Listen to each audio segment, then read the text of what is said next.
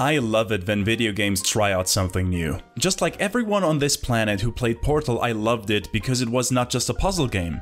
I was able to bend my brain with the portal gun. I loved the first old school Doom because it was the first game that put you right into the action. Gone were the days of just staring at the text and reading that you did something. This felt way more real. And who can forget about the Stanley Parable? If we're being honest, it is just a walking simulator, but you actively try to break the game and defy the narrative's orders every time you can. And through sheer luck, I was able to play another game that mixes things up a bit. It might not be as influential, but it still has some interesting aspects to it. Ladies and gentlemen, this is Minit. And the best way I can describe it is... it's a classic Zelda title with time constraints. Nope, not Majora's Mask, but we'll get to that. You control this little cutesy guy here. I really don't know what he's supposed to be. A bird? Platypus? Tamagotchi? Either way, his life seems to be pretty uneventful at first. He's got a dog, a garden, probably a regular income, and there's even a beach nearby and... hello? You hear that? That is the call for adventure! Yeah, but not this time. You see, as soon as you pick up the sword, your nameless character gets cursed. From now on, he's destined to die every 60 seconds and be reborn at his house. So the goal of the game is to actually get back to a normal life, which is the adventure if you think about it. So yes, you go on an adventure. In Minit, you will visit lots of different places, like a bar, a desert, several dungeons, and a temple that is so secret, it has its own sign which points out how secret it is. And not just that, you might acquire lots of treasures and meet a lot of people who need your help. You know, basic adventuring stuff. Now, you may be asking, how am I able to visit all of that and actually finish the game when I die every 60 seconds? Well, the thing is, the world is not that big and it technically doesn't reset, only your Tamagotchi does. Think of it more as a brutal way to tell you that the day is over and that you need to sleep.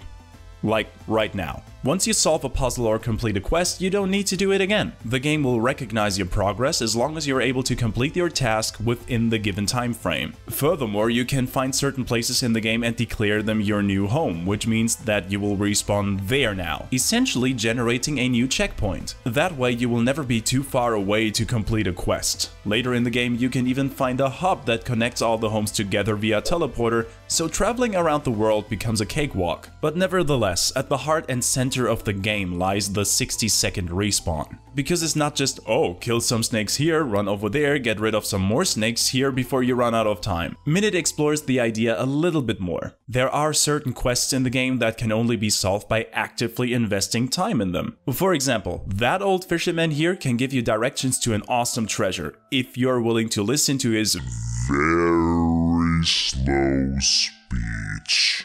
Come on, old man, I got places to be! And sometimes a character needs a bit of time to fix a boat, or the plant you water needs some time to grow, so you know what to do. Pile up those bodies like you're on a mission to beat John Wick's body count, and lo and behold, my reward is another heart container. Nice. Which brings me to another thing Minit does absolutely right. It is chock full with interesting things to do besides progressing the main plot. Remember the super secret hidden temple I mentioned? You can basically ignore the whole thing and never set foot in there. But if you do, you can find 2 puzzles to solve, one location that needs a certain item to go through, not gonna tell you what's up with that, and an octopus which asks you to find its 8 arms that have gone missing. You know, I really wonder where they went. Huh?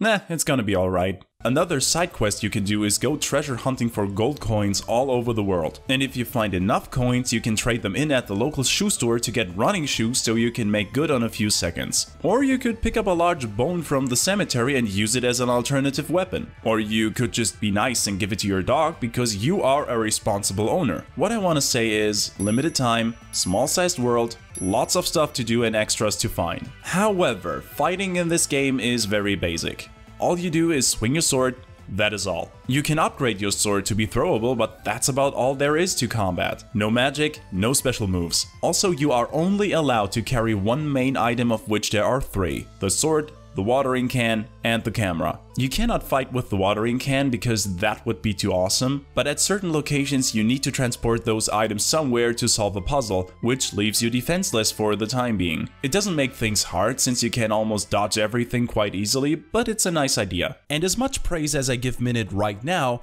I can't help but also see the limitations and missed opportunities the 60-second mechanic has. At the heart of it, it's an adventure in the vein of a classic Zelda title. The way you find the sword, which just lies on a beach, is nearly identical to the opening in Link's Awakening. And on further investigation, I noticed a lot of other things that mirror the early Zelda titles. The progression system, for example, is the same. You explore the world, and sooner or later you stumble upon an item that unlocks a new skill, which in turn lets you explore new areas. The first obstacle you have to overcome are flowers and bushes that block your way. Once you pick up the cursed sword, you are able to cut them down and cover more ground. And with that sword, you're able to help a barkeeper get rid of his crab problem, and before you get any dirty thoughts, I mean the crabs outside the bar who keep people away from it. Helping him nets you a coffee, and from now on you're able to push boxes out of the way, which of course opens up new areas for you. We have seen this formula countless times by now, but putting a time limit on this tried and true formula puts a new spin on it. It forces you to prioritize. What do I do with this run? Shall I go back to this one location and try to solve this puzzle with my new item? Or should I try to fight this bull one more time? This is what makes an otherwise unremarkable adventure interesting. You can't just walk around willy-nilly, you only have so many seconds in your day before you're done,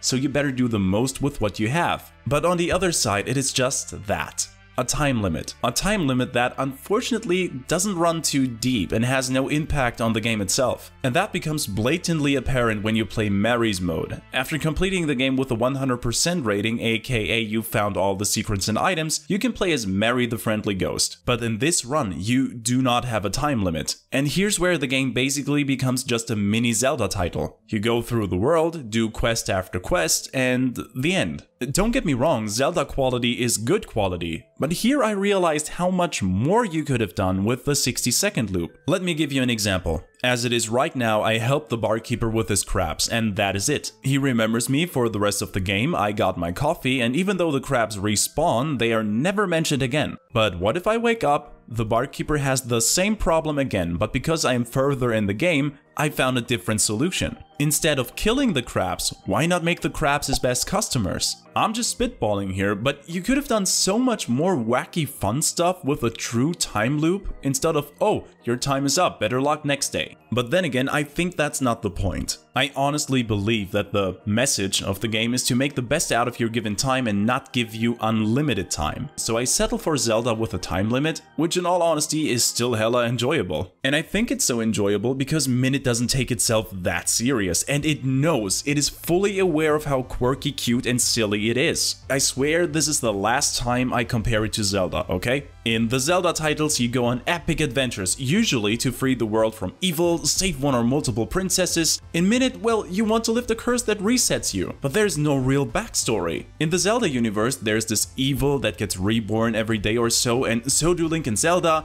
and there are goddesses and whatnot. But here, you found a sword, it's not even explained why it's cursed. And yeah, there is a bad guy in the game as well, but his motivations are best described as not there or nonsensical, I don't know. The quirkiness shows in a lot of instances. For example, you can find an NPC who just sits in a box and asks you to find his credit card for him. Also, you can just go and water every single NPC you meet, often to very funny results. One of them rather deadly. And I do believe the minimalistic and monochrome art style even sets the mood for this quirkiness. In fact, the simple idea of a 60-second adventure complements very well with the simple graphics. When I enter a new area, I am instantly able to identify the objects I can interact with and which ones are just decoration. The characters you meet along the way are distinct and unique, and you could put each of them on a cereal box and you'd have a new mascot. I really like the music as well. It's the right kind of whimsical and upbeat to make you want to explore everything there is, and even though I think not every piece of music fits, those songs never got on my nerves. However, there is one thing I really do not like about Minit.